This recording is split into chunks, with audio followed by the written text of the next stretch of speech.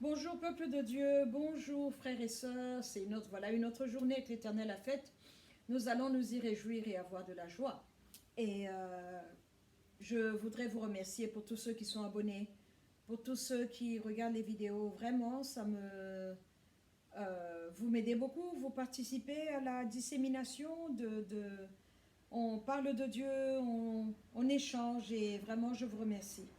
Que Dieu vous bénisse.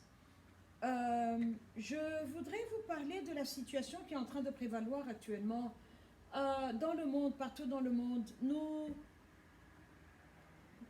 Certains d'entre nous sont des étudiants des prophéties bibliques. On veut comprendre, on veut savoir. Et, euh, et nous sommes vraiment en train de vivre les temps dont les générations précédentes parlaient. Nous sommes en train de les vivre.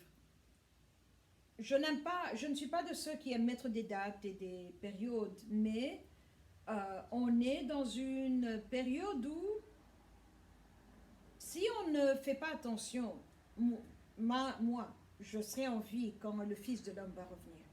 C'est à ce point-là. C'est vraiment, euh, c'est sérieux. Ce n'est pas de la blague. Le Fils de l'homme va revenir. Il va revenir.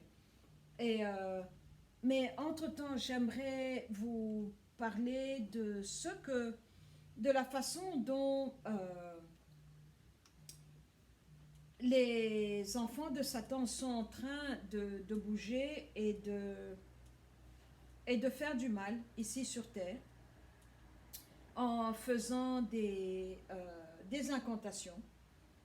Mais alors, à chaque parole méchante qui est relâchée, s'il n'y a pas une parole qui contrecarre cela, la chose va s'établir.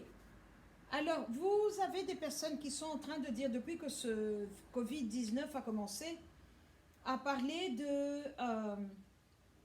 que nous allons voir les Africains mourir en masse. Nous allons voir des corps jaugés par terre sur le continent africain. Alors, il faut contrecarrer cette parole-là, parce que nous avons des personnes, malheureusement, si vous me demandez mon avis, de ce niveau élevé qui peuvent maudire un continent. Nous en avons plus du côté de Satan que des personnes qui sont équipées pour prier pour tout le continent. Et ils prennent leurs appels très au sérieux. Alors c'est comme ça que vous avez des personnes qui ont l'audace ou le courage de dire on va essayer les vaccins sur le peuple africain, on va essayer les vaccins sur le public africain, les vaccins contre ceci ou contre cela. Et tout cela, pourquoi? Parce que l'homme mélanisé est la première créature de Dieu. L'homme mélanisé est le peuple avec qui Dieu a fait son alliance. Et donc, certaines personnes peuvent me dire, pourquoi tu parles de ça? Quel est le problème? Il y a un problème, parce que s'il n'y avait pas de problème, pourquoi est-ce qu'on nous a menti? S'il n'y avait pas de problème, pourquoi est-ce qu'on a ceux qui étaient au-dessus, on l'a mis en bas, et ceux qui étaient en bas, on l'a mis au-dessus? Donc, pourquoi est-ce qu'il y a ce désir malin de tout le monde de vouloir rabaisser l'homme noir? Regardez en Chine, les maltraitances qu'on a, la façon dont on a abusé, on a tapé, on a demandé aux Africains de quitter leur appartement et tout le tralala. Pourquoi? Regardez comment l'OMS, qui après ils ont changé d'avis, regardez comment nous avons Bill et Melinda Gates, qui sont là à vouloir emmener des vaccins sur le continent africain. Ils ne sont pas docteurs en médecine, comme moi. Ils ne sont pas docteurs, ils n'ont pris aucune classe de génétique. Ils ont l'argent et ils paient les docteurs, ils paient les laboratoires. Mais cela étant dit, pourquoi vouloir veiller au bien-être des Africains par les vaccins si il y a des endroits où nous n'avons pas de l'eau potable au robinet sur le continent africain, si il y a des endroits où il y a des enfants qui meurent de faim sur le continent africain? Alors maintenant, en tant que femme intellectuelle africaine, je suis très frustrée. Frustrée par l'apathie. J'ai compris pourquoi les présidents africains sont comme ça.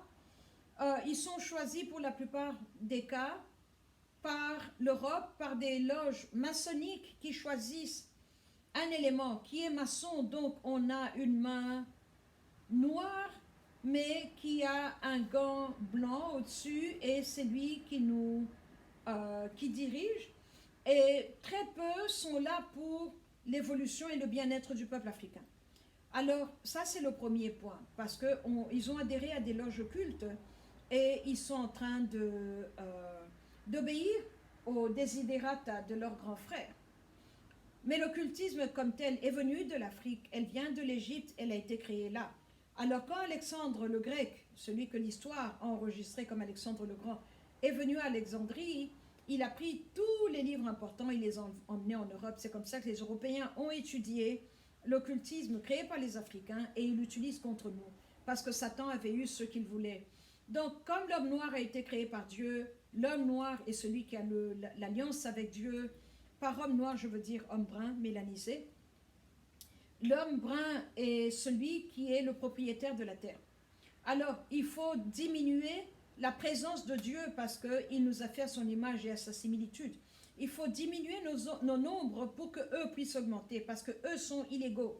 Parce que les 3 quarts des Caucasiens sont venus, ils sont des Néandertals et ils sont venus des Néphilim. Alors, avec cela, il y a 2 familles qui se battent. Mais cette lutte-là, le corps de Christ aujourd'hui la garde dans le corps de Christ. On va vous dire oui, il y a Satan et il y a Dieu. Ok.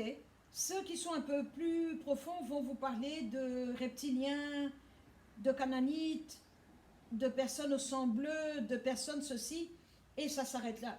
Non, la lutte a été emmenée dans tous les aspects de la vie, la lutte a été emmenée jusque dans l'économie, jusque dans la politique, la lutte est là.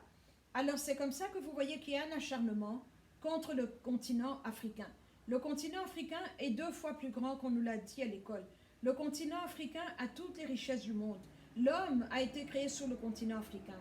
C'est pour ça que la terre est bénie, parce que c'est de là que Dieu a proclamé sa bénédiction quand il a créé Adam et Ève et qu'il leur a dit multipliez-vous. La terre même a subi la bénédiction. C'est pour ça qu'il y a autant de minéraux et autant de richesses et de l'eau potable sur le continent africain. Alors, nous avons oublié cela parce que Satan est venu nous embobiner avec son évangile à lui, qui nous a éloignés de Dieu. On a oublié qui nous sommes, on a oublié l'alliance que nous avions. Nous nous sommes tournés vers un autre Dieu. Comme Osée, le prophète dit, on a soulevé nos jupes pour se prostituer avec un autre Dieu. Et c'est ça qui s'est passé. Alors Dieu s'est retiré. Donc le travail que nous avons maintenant, c'est de retourner à notre place. Retourner vers le Dieu créateur, notre créateur, retourner vers notre Père et retourner à l'alliance, parce que lui, il est resté là, c'est nous qui sommes partis. Et donc, nous voyons cela, et donc c'est la raison pour laquelle j'ai beaucoup réfléchi, j'ai beaucoup analysé, j'ai beaucoup prié, je continue à le faire. C'est pour cela que tout le monde veut une part du continent africain, mais sans les Africains. Donc, on doit diminuer la population africaine.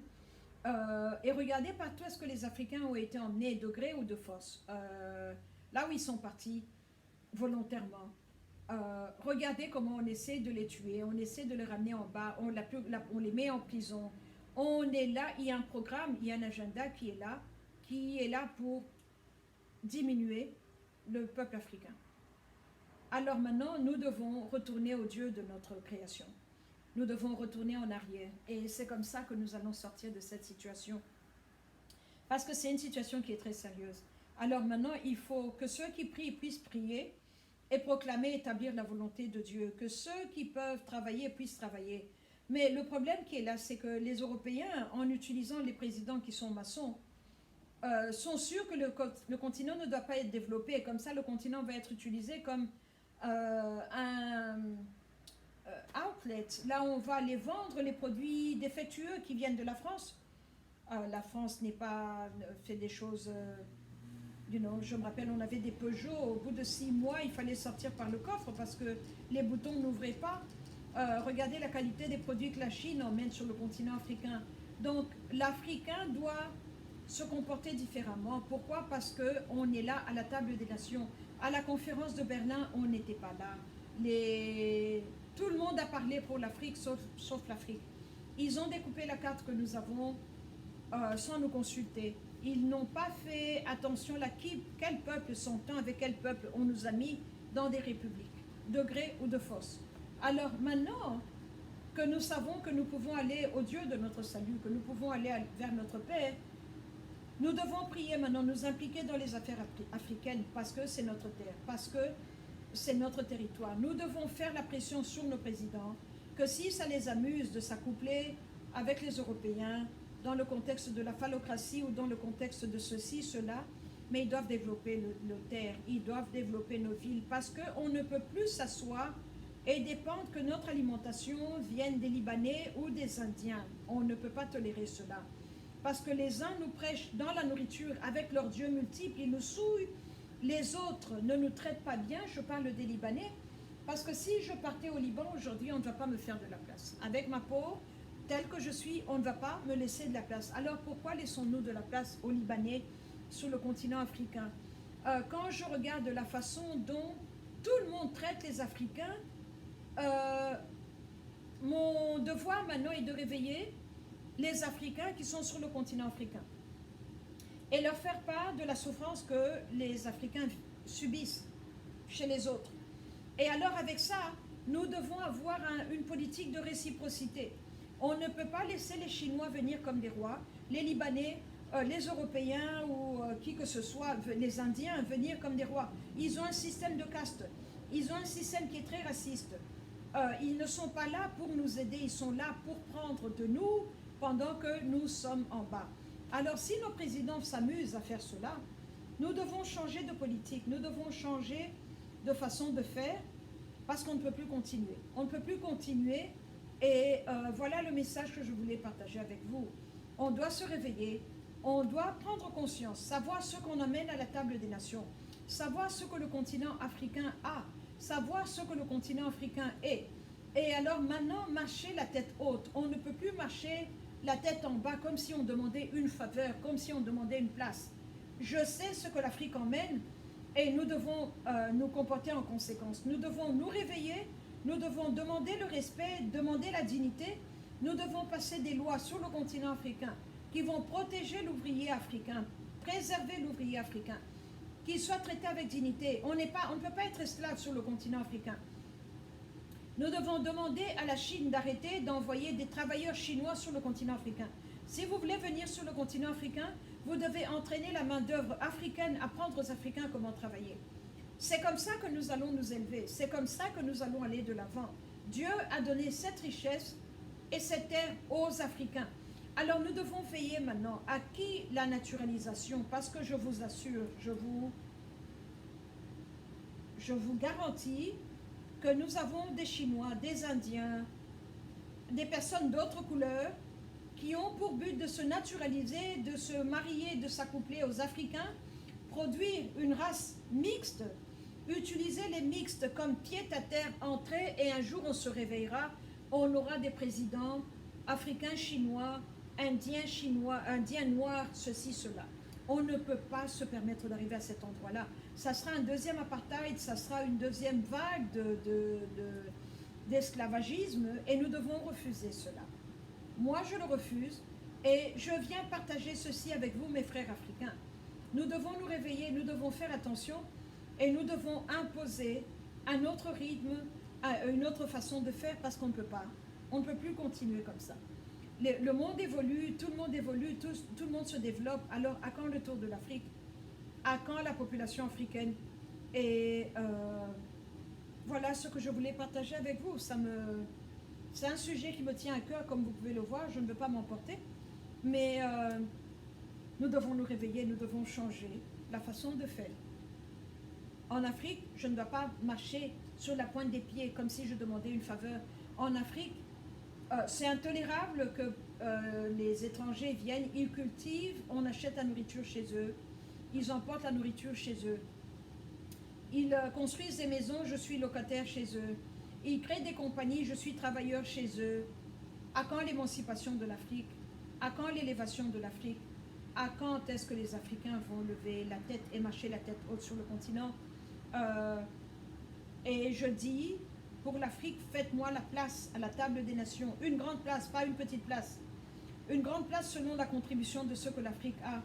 Une grande place selon le plan original que Dieu avait. Et c'est la place qui est à moi. Et c'est la place que je demande et c'est la place que je viens prendre. Et je ne peux pas accepter moi. Je ne peux pas accepter moi. Voilà ce que je voulais partager avec vous. Pour ceux qui est du continent africain, pour ceux qui est du racisme sur le continent africain, pour ceux qui est des abus, nous devons demander nos droits. Nos sénateurs, nos députés doivent passer des lois qui vont protéger le public africain. Parce que si nos politiciens ne nous protègent pas, qui va nous protéger? On est en danger partout. On veut venir nous vacciner, nous injecter des choses, nous donner la nourriture empoisonnée, nous stériliser, nous diminuer et dire que nous mettons trop au monde.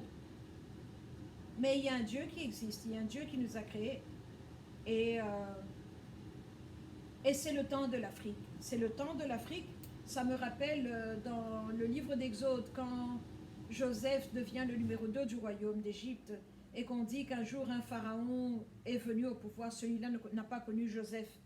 Et le plus il les a infligés, le plus ils se sont multipliés. Le plus ils veulent nous tuer, le plus ils veulent nous stériliser, en payant et en corrompant nos présidents, pour qu'ils permettent à la fondation Bill Gates, pour qu'ils permettent à l'OMS de venir donner des vaccins. Comment est-ce qu'on peut faire confiance à des institutions qui sont douteuses, qui disent des choses que nous devons diminuer la population? Donc vos vaccins ne sont pas là pour mon bien-être. Vos vaccins ne sont pas là pour m'aider. Voilà ma conclusion, voilà mon analyse et voilà ma prière. Et c'est là où je me tiens debout et que la grâce et la miséricorde de Dieu soient avec nous.